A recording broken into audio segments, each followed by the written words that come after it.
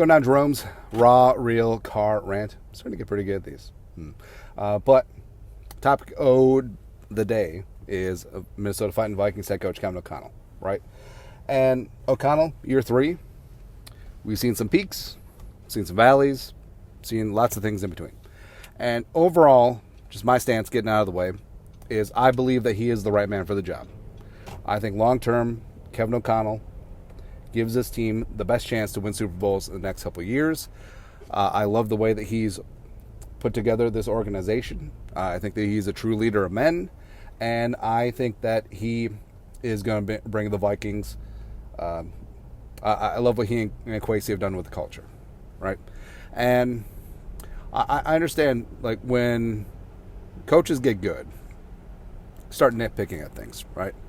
And Kevin O'Connell, 3rd and short, 4th and short, going for it. Play calling outside of the scripted plays leaves a little something to be desired, right? But overall, like we said, you're effectively nitpicking a good NFL coach. And where would you rank KOC right now, right? I would put him top 10, and especially if you're looking towards the future and the way that he and Kwesi have gotten along, the way that he and Kwesi have constructed this roster, I would probably put him top 6 or 7, somewhere in there, right? But like we said, the drawbacks are the in-game play calling and everything like that. But overall, like, the culture obviously matters, right? And with the culture, you can win every single year. And it's not a situation where you're just all in on one season. And what Kwesi and Kevin O'Connell have done, assembling this roster and holding on to young superstars at their respective positions, whether that's Jefferson, Hawkinson, Darisaw, etc. And also, you do have your future franchise quarterback in JJ McCarthy, and that's huge. And I think it does shade how people perceive the Vikings this season, because it'd be one thing if it was just Darnold and no one else. But you're having a good time this season, and whatever happens this year happens. The Vikings came in with lowered expectations, but 5-2, and you're buyers at the trade deadline, and you're weathering injuries to Darisaw. You made the trade for Cam Robinson. You're good to go. And whatever happens this year happens.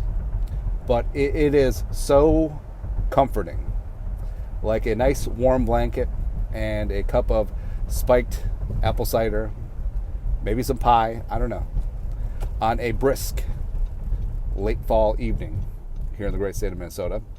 It's very comforting knowing that you have your future franchise quarterback and a guy that you know is going to work hand in glove with Kevin O'Connell. And that's the name of the game too, right? And if JJ McCarthy doesn't work out, it's because he's not good enough. It is not going to be because the coaching isn't there. It's not going to be because McCarthy doesn't put in the work. It's going to be straight up because he's not good enough. And honestly, you can live with that, right? Because there's so many factors that go into a quarterback working on the NFL. Talent is 1. Hard work is 2. Coaching staff is 3. Weapons are 4. Ownership is 5. Blah, blah, blah, blah, blah, blah, blah. Right? You can go down the list. But Kevin O'Connell is going to work great with JJ McCarthy. He already has. You see the signs. You see the traits. And you know for a fact that McCarthy is not going to get fat and happy. He's not going to rest on his laurels. He is going to work his ass off to get this team to where it needs to be. And that makes you feel good about things. That makes you not lose sleep at night about the future of this franchise. Although, frankly, if you're losing sleep about the future of a sports team, I don't know, man. Like, sports can be a major part of life, but there's so much more to life. And I say this as someone who has a fun side hustle talking about a stupid sports team, right? But you trust the process here with Kevin O'Connell. And he is a brilliant play designer. and he has all the weapons at his disposal to make this offense an absolute wagon. But there are a lot of soft skills that he needs to work on. Number one, play calling in the flow of the game. Very good at scripting plays, beginning of the game, start of the second half. It's been a major factor of why the Vikings have been able to get out to fast starts, right? Double-digit to nothing leads in most of the games this season. 5 out of 7, no big deal. And the offense has looked good, and they put up numbers. And Justin Jefferson getting his, Addison been getting open, slinging Sam Darnold, September Offensive Player of the Month. TJ Hawkinson is going to look really damn good in this offense as well. Aaron Jones found the fountain of youth. So the offense is good to go, right? But game flow play calling, when the defense have made adjustments to what you're doing, it hasn't been there for the Vikings. And it needs to be, right? And we love Kevin O'Connell, and he comes from the Sean McVay coaching tree, little Ed Sheeran.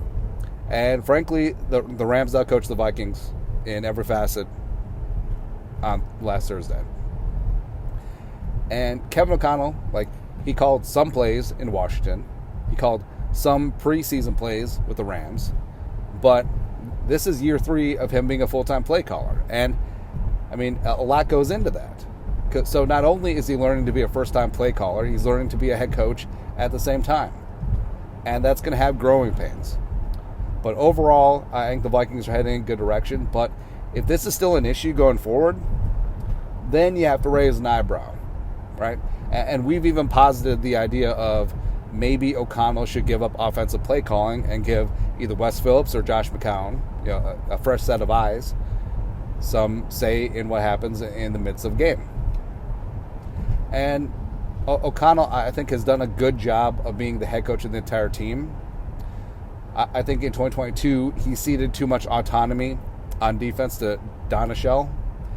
And it's been tough because Flores obviously is a fantastic coach, former head coach in his own right. Basically, the Vikings have 2 head coaches right now, and it's really hard for O'Connell to, impose his stamp on this team when you have a head coach of the defense.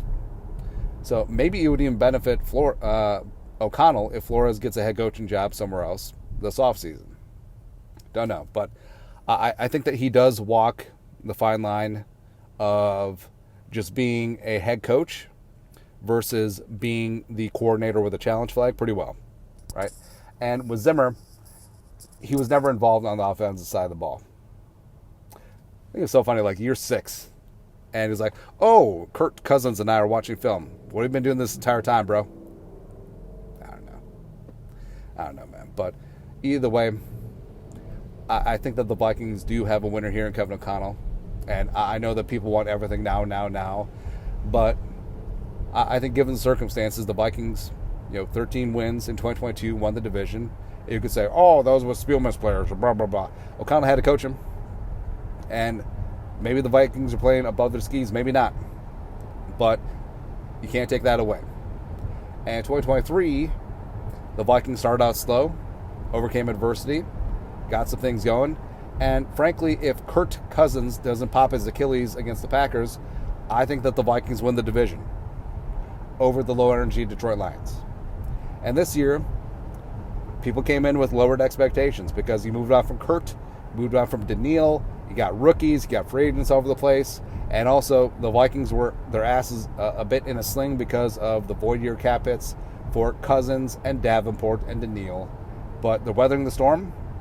They got a ton of cap space next year. They got your future franchise quarterback. You got your future talisman on the edge in Dallas Turner. Oh, but he should be playing. Over who?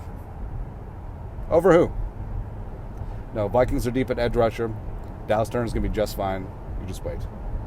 Just give it some time. Jesus Christ, it's been 7 games. Come on, man. So the Vikings are set up beautifully. And also, ton of cap space next year to be buyers in the market.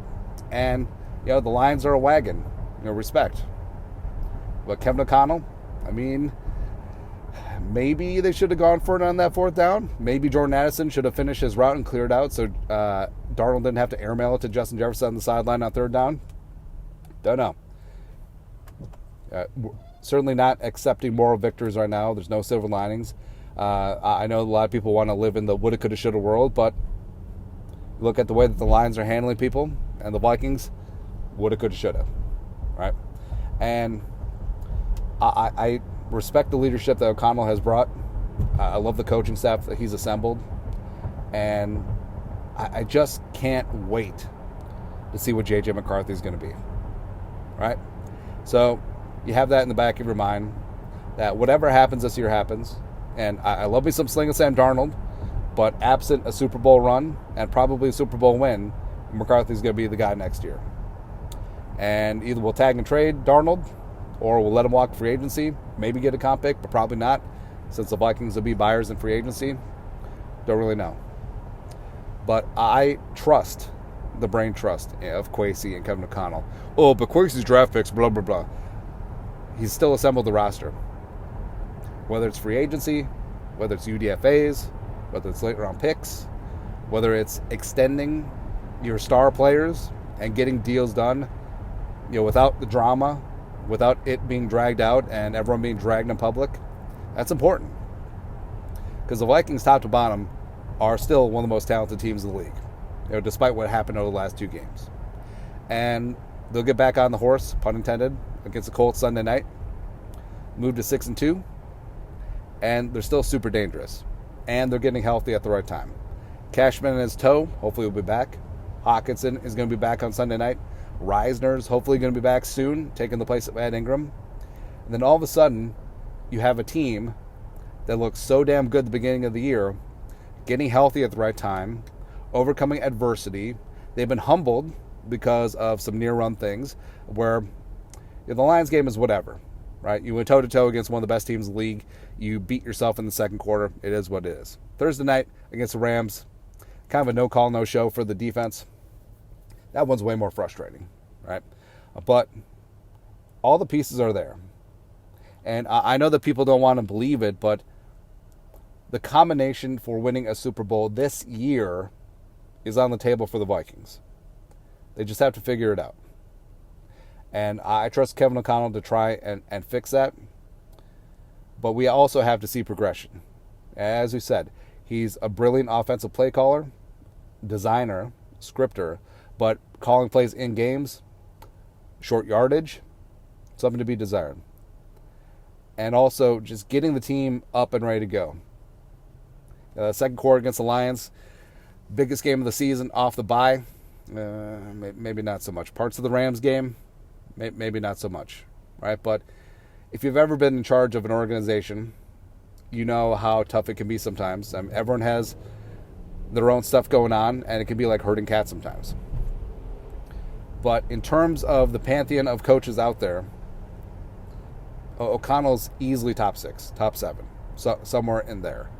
And for so many years, we wanted this young, up-and-coming, offensive, brilliant coach, and we got one, right? And I do think that there is a learning curve. I do think that he and Kwesi have earned extensions, but of course ownership has said that they're not going to visit that during the season. But it's all right. Pay him. See what JJ McCarthy has, because the future of this team is insanely bright, and that goofy-ass 6'5" Irishman, Kevin O'Connell, is going to be a major, major part of that. So, that's it. Robert Car Rant. You guys are the best you know what to do. Skull. No production value.